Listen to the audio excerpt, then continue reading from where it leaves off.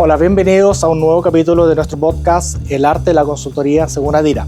Hoy tendremos una invitada especial, psicóloga organizacional y magíster en relaciones laborales, que es Loreto Molina. Hoy hablaremos sobre la ley Carín y cómo las empresas pueden trabajar la cultura al interior de las organizaciones.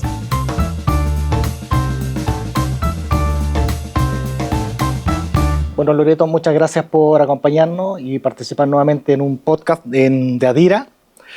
Y hoy día queremos conversar contigo, basada en tu experiencia, todo lo que tiene que ver con la ley Carín, que como tú ya sabes, ya han pasado aproximadamente 7 meses desde su implementación.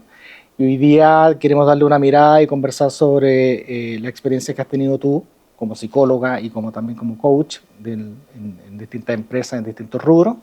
Y que nos puedes explicar un poco cómo has visto esta nueva implementación de esta ley desde agosto del 2024 a la fecha, sobre cómo ha ido evolucionando, cómo la ves. Tenemos una invitación irrenunciable. Yo siento que parte así. Y una invitación irrenunciable, sabemos de qué se trata la ley, de prevenir el acoso y la violencia en el trabajo, el acoso sexual y laboral. Y en un minuto, esto que generaba tanto temor, porque está el tema fundamentalmente de las exigencias de la ley en términos de erradicar el acoso y la violencia, yo creo que también se ha transformado en una buena noticia, ¿ya? ¿En qué sentido? Porque no está solo lo punitivo de la ley, sino que la invitación es realmente erradicar esta situación dañina, pero generar un contexto de buen trato. La ley lo que busca es el respeto en el contexto laboral y en ese sentido las empresas, ¿qué están haciendo? Si bien han adaptado todos sus protocolos, todo lo que corresponde legalmente, también han entendido que no importa solo el qué hacemos, sino el cómo lo hacemos. Y hay una mirada de que el buen trato es algo importante y necesario para mantener un buen clima laboral, pero también para lograr los objetivos del negocio. Perfecto. ¿Y cómo ves tú que ha impactado en la cultura en las empresas en general? Yo creo que nos ha obligado a hablar, a valorar el diálogo, a ser explícito aquello que teníamos muchas veces como en nuestra mente, ¿ya? Como qué es lo que se debe hacer, cómo nos debemos relacionar, y al hacerlo explícito nos hemos dado cuenta y las organizaciones se han dado cuenta que pensábamos distinto también, que mi trato y tu trato, nuestra forma de relacionarnos pueden ser distintas y pueden ser compatibles, pero también hay veces que son incompatibles. Entonces nos exige ser más empáticos con el otro, crear culturas con más seguridad psicológica para que la gente se atreva a conversar. Le exigió también a los líderes tener un rol de en la misma línea, más empáticos, entender lo que vive su gente, entender que lo que es una broma para uno puede que no sea broma para todos, entonces no va a ser broma. Entonces, en ese sentido está calando, yo creo, fuertemente en las culturas, en nuevas formas de relacionarnos, en qué valoramos, en volver a valorar el buen trato en los contextos laborales. Muchas empresas ya venían en esto, trabajando en esto, porque desde el clima laboral uno valora eso, lo trabaja, pero yo creo que ahora con más fuerza. Ahora, tú como psicóloga, del punto de vista de cuáles son los elementos esenciales que crees tú que pueden contribuir a un mejor ambiente laboral y saludable mentalmente, podrías llamarlo. Yo creo que cultivar y trabajar estas culturas de buen trato, generar ecosistemas de trabajo saludable para todas y todos. ¿Cómo podríamos hacer eso? Como un ejemplo básico, obviamente, por el tiempo, pero ¿cómo pudiéramos explicar eso? A ver, yo creo que hay que trabajar mucho los temas de juicios y prejuicios en torno a lo que uno debe o no debe, absolutamente, y también instalar prácticas que nos hagan hacer explícito qué esperamos del otro, qué me pasa con ciertas formas de trabajo, ¿ya? Y eso se debiera trabajar a nivel, como en distintos niveles, a nivel transversal en las compañías, desde los mensajes que mandamos, de qué se espera, cómo nos relacionamos, sin duda, para hacer eso, tomar información de nuestros estudios de clima, de la encuesta psicosocial, buscar evidencia interna de qué es relevante para nosotros en particular como organización. Y por otra parte, creo que es fundamental trabajar a nivel de equipos de trabajo, en crear ecosistemas o esos microecosistemas con mucha seguridad psicológica para poder conversar, para poder denunciar, para poder pedir ayuda, en fin, así como en el mundo más industrial años atrás el gran problema, bueno, sigue siendo un tema muy importante, pero cómo instalar temas de seguridad era un tema. Bueno, yo creo que desde ese mundo podemos aprender que, por ejemplo, en el mundo de la minería habían estrategias corporativas, pero también cada reunión de equipo de trabajo en muchas mineras en nuestro país se abrían con una mini cápsula de seguridad. Y yo creo que acá, si hablamos de buen trato o de relaciones, bueno, hablemos en nuestras reuniones algunos minutos de empatía, hablemos de conversaciones difíciles, hablemos de distintas cosas que nos atraen. Ahí te quería como profundizar un poco cómo juega aquí el respeto y la empatía para ambos lados, porque obviamente a veces el juego en la cancha no es tan pareja. Entonces, desde el punto de vista del empleador como del trabajador, siempre sienten como una gran distancia que cuesta mucho hablar temas muy difíciles. Sí, es verdad que hay veces que es más difícil. A ver, primero que nada, ¿cómo creo la confianza? Sí.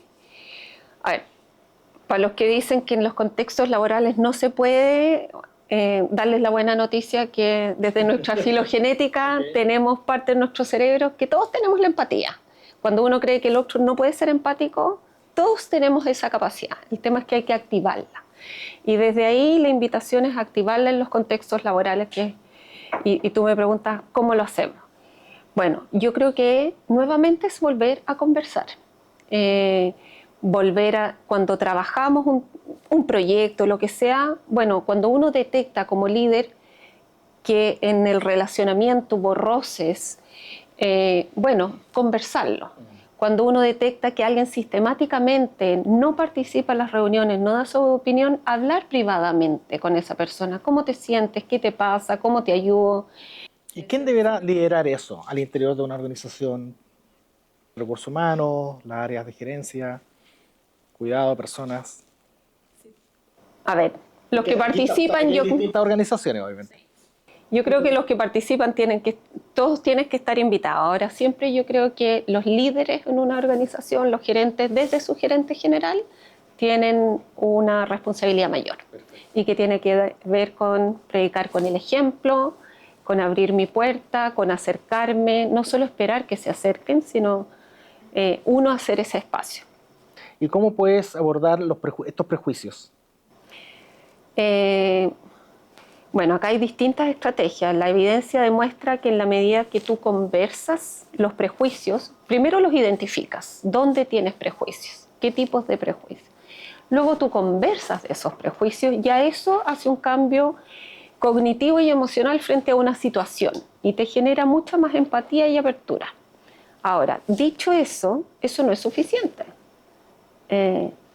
Luego, como organización, nos tenemos que hacer cargo y eso significa, si es que detectamos que hay prejuicios que llevan a prácticas instaladas, activar planes de acción para que contrarrestar aquello. Estoy creando estrategias para ir contrarrestar lo que estabas comentando sobre estos prejuicios que son...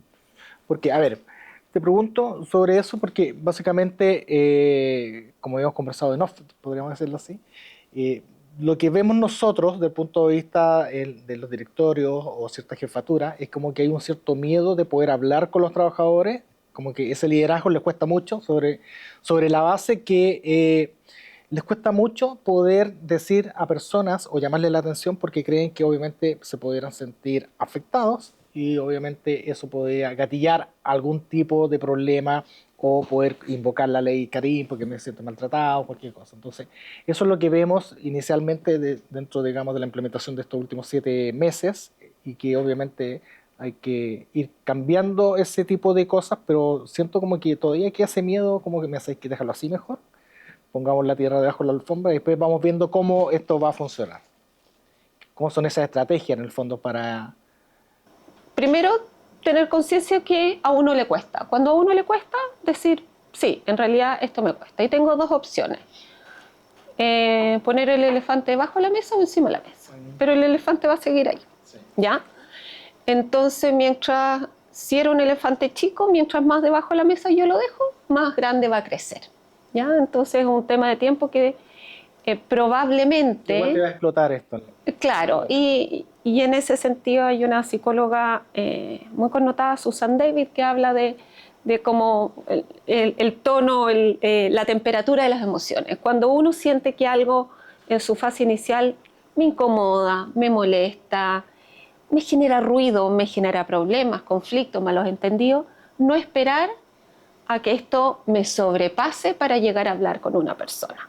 Perfecto. Y de repente es verdad que los gerentes, los líderes en la vorágine del día a día no tienen el tiempo y el espacio para esas conversaciones. Pero la verdad es que esto es una inversión a futuro. Y esto no solo es una inversión a futuro de poder resolver eso cuando están pequeños, sino con esa persona, sino también tú contienes el riesgo de que afecte a otros. Porque muchos ven estas situaciones porque esa persona sale afectada, porque tú estás afectado, empiezas a contaminar de alguna forma el ecosistema laboral. Cuando tú sabes que una buena resolución inicial, al revés, es un espacio fecundo para que después se hablen las cosas y para que no tenga como externalidades, eso es una gran ganancia. Uno se puede entrenar, sin duda, con un coach, conversándolo, haciendo el esfuerzo, contándole a otro, a un par con el cual uno se sienta seguro, esto me complica, ¿cómo lo harías tú? Eso ayuda mucho. Ok, y basada en tu experiencia, ¿cuáles crees tú que son los beneficios psicológicos poder llevar a cabo todo este tipo de estrategias? Más allá de la ley Carim, más allá del punto de vista de un buen ambiente, o sea, sobre un buen ambiente laboral y que obviamente te afecte tanto a líderes como a trabajadores. A ver, yo creo que hay beneficios psicológicos y también para el negocio, ¿ya? Como para ampliar un poco la respuesta. Yo creo que ojalá que vayan los dos de la mano, ¿no? Y yo creo que en este caso sí van los dos de la mano. Entonces, desde lo psicológico, bueno, mantienes las relaciones, cuidas tu clima laboral, cuidas tu relación con tu equipo de trabajo, con la persona con la que tienes el conflicto, con cómo se te ve a ti como jefatura, con cuán confiable eres, con cuánto espacio hay para hablar contigo. Y eso tiene un valor. En términos organizacionales, también creo que genera más compromiso organizacional, me atrevería a decir. La gente quiere estar en los lugares donde se siente tranquila y acogida. Y uno también, donde uno sabe que puede ser un mejor líder. Por otra parte, cuando hay seguridad psicológica para hablar, la evidencia demuestra que se generan más espacios de innovación y creatividad. Y eso va directamente conectado probablemente con los objetivos del negocio. Poder ir mejorando las cosas. Porque la gente se atreve a hablar. Ahora, con respecto a lo que comentaste, si esto puede ser de un beneficio personal o beneficio también para el negocio, ¿cierto? Desde el punto de vista de la empresa privada, llamémoslo así, hoy día veo que hay más denuncias, al parecer, de mujeres que de hombres, ¿cierto? ¿A qué se puede deber eso? Efectivamente, los números que yo manejo, que son los públicos en realidad, más de 2/3 son denuncias de mujeres por acoso laboral, un porcentaje mucho más reducido se refiere a temas de acoso sexual y violencia propiamente. Yo creo que, bueno, acá hay una mirada de género, ¿ya? Yo creo que ¿al hombre le da vergüenza o miedo denunciar? A ver, yo lo pondría de otra forma. Yo creo que las mujeres se han atrevido más a denunciar, ¿ya? No sé si es que a los hombres necesariamente le da más vergüenza o miedo. Puede ser, porque hay un tema social, como que uno podría decir culturalmente, estos hombres fuertes, como un estereotipo más machista. Claro, podría ser. No tengo evidencia para decirte se debe a aquello. Pero sí la evidencia demuestra que típicamente las mujeres denunciaban menos anteriormente. Hoy en día los mecanismos de denuncia los espacios que hacen las empresas a través de sus oficinas de cumplimiento, compliance, o en recursos humanos, o si es que no tienen una oficina propiamente tal o un departamento a cargo, como los que menciono, a través de sus áreas legales, pero hoy en día hay canales más formales para denunciar que se están aprovechando, sí. Tienen más resguardo esos canales, la denuncia cuida más al denunciante de alguna forma también. Entonces, que la idea es que sea anónima, obviamente, para que no haya represalia. Claro, cuidado, o sea, finalmente la persona va y establece que él hace la denuncia, pero de alguna forma nadie más se entera. ¿Ya? Eso es mucho más cuidado que antes. Entonces yo sí creo que ahí las mujeres se han atrevido más a hacerlo. Ahora, para ir finalizando, ya con 7 meses de implementada esta ley, ¿qué nota le podrías de 1 a 10? ¿O qué crees tú que le podría faltar dentro de lo que has visto basada tu experiencia? Mira, yo diría que tenemos que fortalecer el mensaje del buen trato. Y el buen trato se trabaja. El buen trato, uno tiene que mirar su organización en particular. Hay cosas que son muy compartidas sin duda, pero la realidad de cada empresa es muy distinta. El giro del negocio es muy distinto. Y desde ahí ver en tu realidad como empresa en qué te está apretando el zapato, dónde tienes que fortalecer el buen trato. ¿Cómo vamos a reconocer el buen trato? Hacer culturas de buen trato, ecosistemas que generen un espacio positivo de trabajo. ¿Ecosistemas puedes considerarte como talleres también internos? Talleres. ¿Identificando qué es buen trato o maltrato? Absolutamente, sí. Okay. Y estos ecosistemas en lo macro es la organización, pero también en los equipos de trabajo. O sea, que los jefes se hagan cargo de cómo van a trabajar este año, así como tienen un roadmap de negocio con sus KPI. Bueno, en buen trato, ¿qué vamos a hacer? ¿Ya? En esa línea. Y trabajarse a sí mismo, si acá el espejo del líder es importante, porque de repente uno cree que está trabajando ciertas cosas, pero como líder está metacomunicando distinta, interna, claro. Distinta, ¿ya? O hay un gap. Exacto. Ok, yo me quedo con toda la conversación, básicamente con un tema que lo repetiste en varias oportunidades y que es la palabra conversar.